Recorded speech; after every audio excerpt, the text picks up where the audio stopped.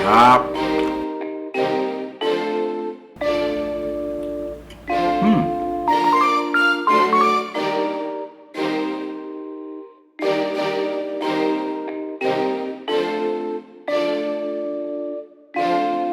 Na, nababo kabalin, kumusta kayo po? My name is Louie and welcome to MERYENDANG Pampanga, where we help businesses promote their products and services to our MERYENDANG Pampanga community. For today's vlog, we would like to thank Michael's and freshly baked love at first bite Pandesal. So on our table, we have 3 boxes. So we have small, medium, and large.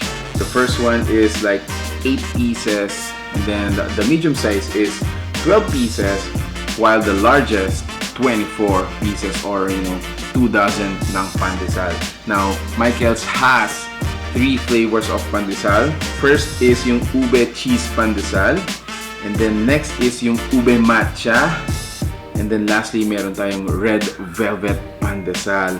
Now, Michael's Pandesal assures that masarap, malambot, and malaman. So per box, pwede po natin siyang pag-mix-mix yung mga flavors natin if you want to, taste all the 3 flavors in one package. Pwede rin naman na isang box is isang flavor lang. Alright, so with me is, of course, ternohan natin ng mainit na chocolate drink. Wow! Thanks so much! So meron pa silang thank you card sa atin. Maraming salamat sa iyo, Michael's. Okay, so let's start to taste yung mga pandesal natin again, guys. Wow.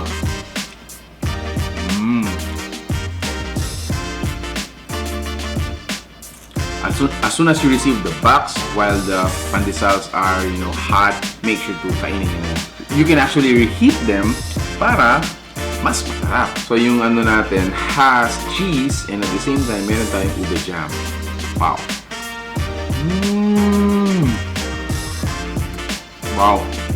Number 1, malambot. Check. Tikman pa natin. Wow. Ube jam. Ang sarap ng ube jam niya.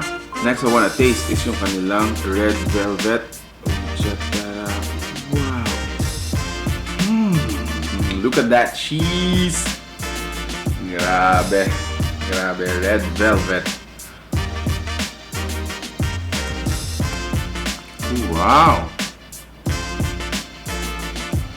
First time kong makatikim ng red velvet pandesal, and it's legit. It's legit.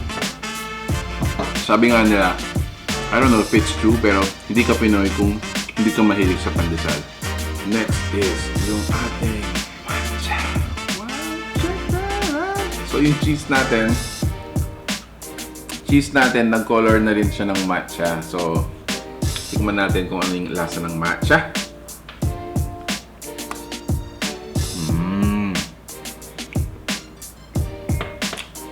Wow.